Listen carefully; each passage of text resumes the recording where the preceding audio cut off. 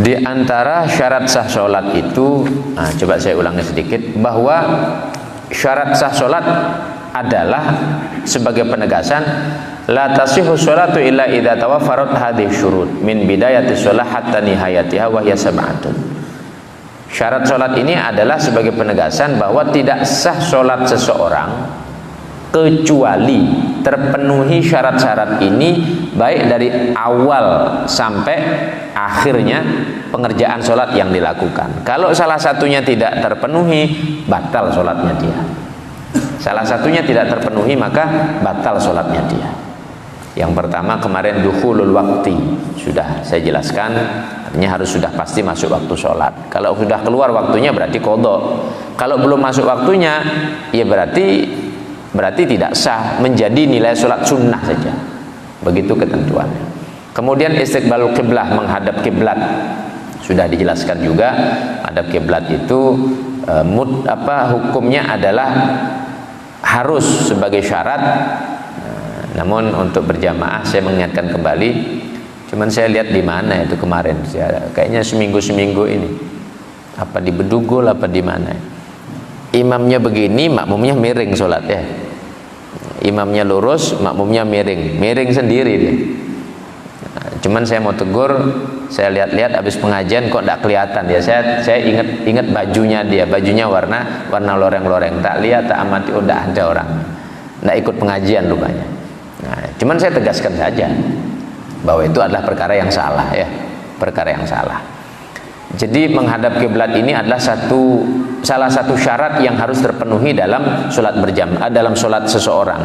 Nah, dalam kaitan berjamaah maka harus sama aturan antara imam dan makmum untuk sholat berjamaahnya. Kemudian kalau orang sholat berdiri, bagaimana apa yang menjadi patokan dia menghadap kiblat? Wajah dan dadanya.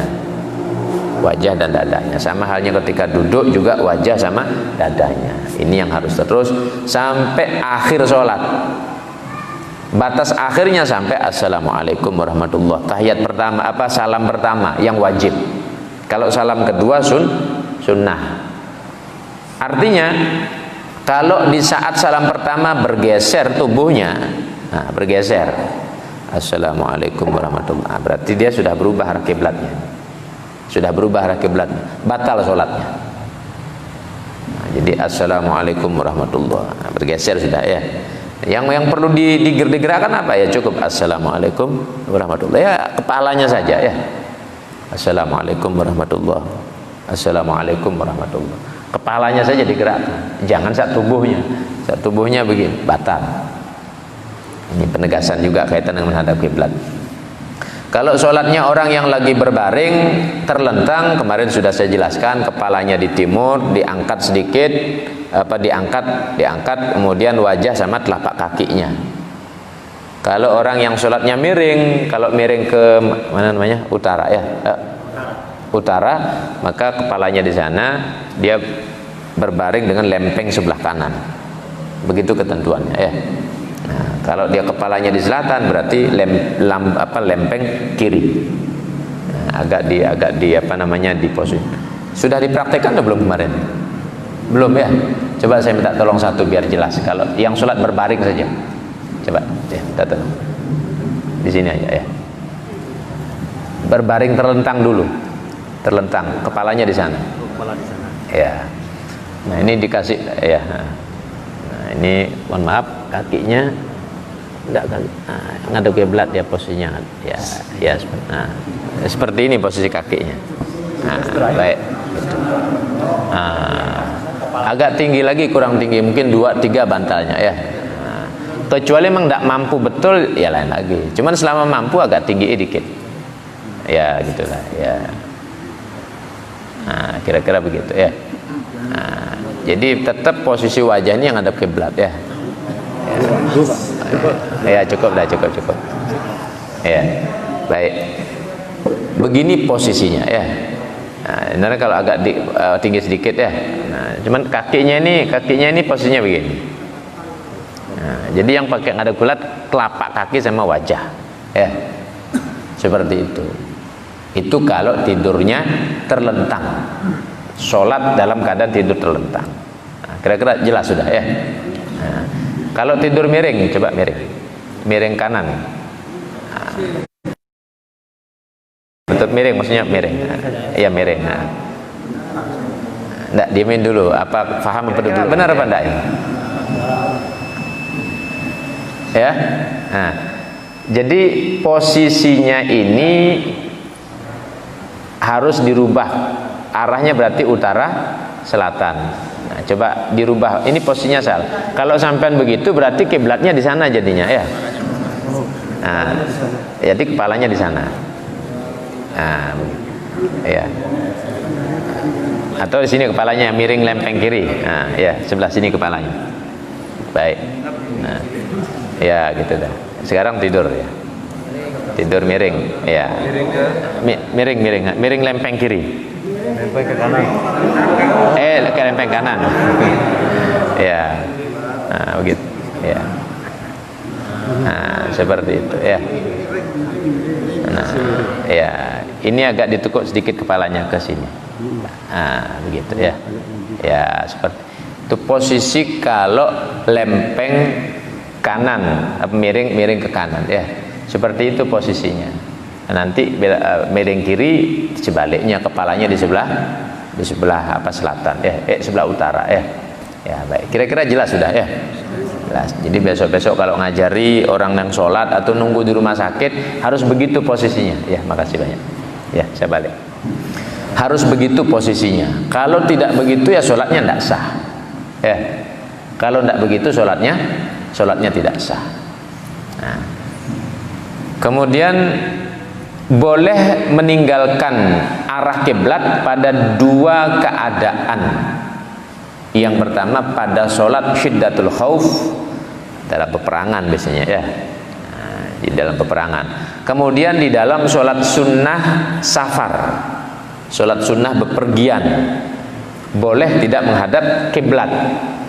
Namun tetap jika bisa di saat takbiratul ihram dia menghadap kiblat. Allah usolli sunnatul duha misalnya ya. Usolli sunnatul hajah misalnya. Allahu akbar. Habis itu jalannya ke kanan misalnya apa ke selatan ya enggak apa-apa sudah. Tapi hanya pada sholat sunnah. Kalau untuk sholat wajib tidak boleh kecuali harus menghadap kiblat. Kalau tidak menghadap kiblat secara sempurna maka wajib mengulangi sholatnya. Nah, saya tegaskan lagi, ini berulang-ulang saya tegaskan. Orang sholat di pesawat wajib mengulangi sholatnya. Orang sholat di atas pesawat, mau dia berangkat haji, mau berangkat umroh, mau dia keluar negeri, mau kemana, mau ke Eropa, mau jalan-jalan, sholat di atas pesawat, sholat wajib harus diulangi. Kenapa? Bukan hanya urusan menghadap kiblat saja yang bermasalah. Rukuk sujudnya tidak sempurna, belum juga nanti mungkin pakaiannya ada najisnya, belum hadasnya tidak terangkat karena wudhunya tidak dapat. Kalaupun tayamumnya ala madhab siapa? Kalau ala madhab Syafi'i jelas tidak ada tayamum-tayamuman di pesawat itu ya, tidak ada sudah. Nah, walhasil banyak syarat yang tidak terpenuhi, maka wajib mengulangi sholat. Kalau dari arahan kemenak misalnya kaitan dengan cara tayamum, ya mungkin kalau kemenak ngambil anggap Hanafi diambil, itu cara tayamumnya. Tapi syarat sholat itu kan bukan tayamum saja. Jadi terkait dengan aturan-aturan syarat sah sholat, rukun sholat itu kan harus terpenuhi semuanya. Maka dalam kitab Faidul Mukhtarah itu saya baca kaitan dengan ketentuan sholat, orang yang sholat di atas pesawat wajib mengulangi sholatnya kalau dia sudah normal, karena tidak sah itu ya, tidak sah itu. Nah, jadi itu dalam ketentuannya. Baik, ini untuk menghadap kiblat. Kalau kurang jelas nanti bisa diseringkan kembali ya. Kemudian suci dari hadas, dari dua hadas. Falau sholat biduni taharah walau nasiyan lam tasih. Seandainya dia sholat tanpa keadaan suci, walaupun lupa, tidak sah sholat. Walaupun lupa ya. Wa yusabu ala qasdi faqat. Tapi dia dapat pahalanya menyengaja sholat saja, la ala fi'lihi. Tapi pekerjaannya tidak sah. Tidak sah, ulangi. Lupa mandi junub, sholat. Sudah selesai sholat, zikir, sudah minum kopi, baru lupa mandi misalnya. Ya mandi dulu, ulangi sholatnya ya. Nah, jadi kalaupun lupa tetap tidak sah. Kemudian kami yusabu ala qiraatil Quran illa idza kana junuban, sebagaimana orang yang mendapatkan fadilah, mendapatkan pahala ketika baca Quran. Baca Quran apa namanya? Ya dapat dia pahala ya. Dapat dia pahala, kecuali urusan junub beda ya. Kalau junub beda ya. Nah cuman memegangnya itu, kalau Quran kan memegangnya tidak boleh. Pas lagi batal berhadas megang dalam mazhab Syafi'i kan haram. Wa yahrumu alal muhdits kan begitu ya. Dan haram bagi orang yang dia berhadas. Nah, hadas kecil itu adalah diantaranya hamlul Quran, masul Quran ya. Masul Quran wa hamluhu kan begitu, haram hukumnya, berdosa berarti ya. Tapi kalau dia baca tetap dapat pahala, bacanya dapat pahala dia. Tapi kalau junub beda lagi. Kalau junub bacanya tidak boleh juga ya. Nah, artinya kesengajaan itu tidak boleh dia. Nah, kecuali tapi ya ada pengecualian untuk menjaga hafalan atau wiridan. Nah, itu ada pengecualian ya. Kemudian yang berikutnya, yang keempat, suci at-taharu anin najasa fi thawb wal badan wal makan. Suci dari najis pakaian, badan dan tempatnya. Thawb di sini wal malbus wal mahmul wa in lam yataharrak bi harakatihi. Yang namanya thawb ini yang terkait dengan pakaian yang menempel. Yang menempel atau yang bersambung walaupun dia tidak pakai, yang bersambung ya. Nah, wa kadzalika al-muttasilu bihi. Nah, demikian juga yang tersambung ya. Apa contohnya? Ya ini kalau ini mungkin sering kita contohin ya. Saya ini sorban panjang ini. Terhampar panjang. Saya anggap saya panjangkan. Yang nempel sedikit saja di sini. Ujungnya jauh di sana. Kok pas ujungnya sorban ini kena kotoran ya, kena najis. Ya, walaupun cuma nempel sedikit, sedangkan di ujung sana ini kena najis, batal dia. Batal sholat. Kalau begitu saja dia batal, apalagi kemudian menempel di kopiah, di di imamah, menempel di jubah, menempel di sajadah, menempel di sarung, ya sudah pasti jelas najisnya.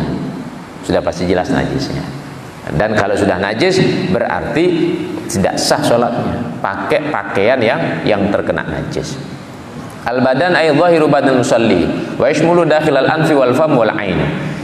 Badan ini ya badan ini, dan termasuk dakhilal anf, yang di dalam hidung ya. Darah misalnya, darah banyak. Tapi kalau ingus enggak, kalau ingus kan enggak najis ya. Ingus itu hanya menjijikkan tapi tidak najis. Atau yang di dalam mulut, muntah misalnya ya, najis. Terus ini muntah, najis itu. Nah, kalau gusinya berdarah, kalau sedikit dimaafkan. Gusinya berdarah sedikit dimaafkan. Nah, baik. Al-makanu, tempat, walladhi yulaqihi athna'a sholati alladhi yubashiru thawbahu wa badanahu, yaitu tempat yang terkait langsung, yang dia sentuh, yang dia injak, yang dia gunakan. Maka kalau najis itu tidak menjadikan tidak sahnya sholat yang dia kerjakan. Termasuk ya ini sejadah semua ya, yang yang kita tempati.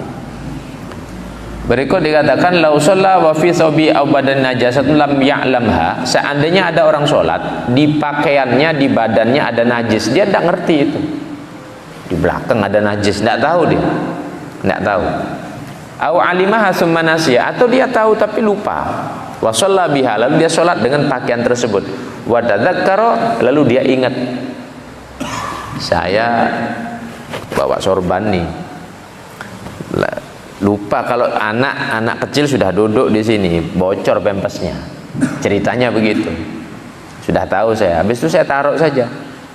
Pas lagi sholat cepet-cepetan lupa, saya bawa lagi, saya pakailah sholat imami gitu ya. Selesai sholat ingat, loh ini tadi kan kena bocoran pempes, najis. Bagaimana ini?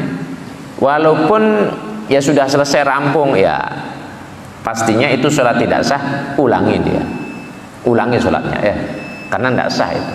Jadi wajib dia mengulangi pada sholat yang dia yakin mengerjakan itu disertai dengan adanya najis. Wajib dia mengulangi. Nah, tinggal nanti dibayangkan, dikiaskan terhadap najis-najis yang apapun yang menempel ya. Sedikit lagi, la tasih sholatu man qabadha biyadihi tarfa hablin muttasil binajas wa in lam yataharrak biharakati. Tidak sah sholatnya orang yang menggenggam dengan tangannya ujung tali yang bersambung dengan najis walaupun tidak bergerak dengan gerakannya dia. Ini penegasan ya. Walaupun tidak bergerak misalnya ya. Nah, kalau ini tali, saya contohkan sekarang anak kecil ya. Ada anak kecil belum diceboi, ikut dia pas lagi sholat. Nah, bapaknya dipegang tangannya misalnya ya, atau dipegang kakinya misalnya ya. Najisnya di dalam pempesnya dia. Nah, itu termasuk ya. Itu termasuk itu. Tidak sah sholatnya itu. Walaupun dia tidak bergerak dengan gerakannya dia. Nanti pas dia rukuk ya anaknya tetap saja diam duduk kan gitu ya. Pas anaknya sujud diam saja, bapaknya sujud anaknya diam saja misalnya. Nah, itu tetap sholatnya tidak sah. Kemudian la yadurrum wujudu najisin muhadin li badanil musalli au malbusi au mahmulihi biduni mumasatin lahu walakin ma'al karahah wa in qaruba urfan. Tidak membahayakan adanya najis yang berdampingan terhadap badannya orang sholat, pakaiannya, selama tidak menyentuh, tidak berbahaya, tetapi makruh. Atau saya contoh yang ekstrim, kita ke kandang sapi ceritanya ya, gelar sejadah di sana, itu kotoran banyak itu, samping gelar sejadah di sana, kita sholat di sana, sholat di atas sejadahnya ya, di atas kita hampar sejadah sholat, kotorannya di bawah sejadah itu. Kalau itu tidak apa-apa. Tapi kalau kotorannya pindah di atas sejadah, itu batal sholat. Tapi kalau kita hampari sejadah di sana, tikar dulu atau karpet, habis itu baru sejadah, kita sholat di atasnya, boleh tapi makruh. Nah, itu gambarannya seperti itu. Ada beberapa najis itu yang dimaafkan, seperti yang tidak tampak ya, atau hewan-hewan yang tidak punya darah mengalir. Nah, itu yang dimaafkan kalau itu mengenai ya. Nah, namun ini pembahasan insyaallah pada pertemuan selanjutnya. Jadi ada beberapa poin yang sudah saya sampaikan kaitan dengan syarat sahnya sholat yang kita kerjakan.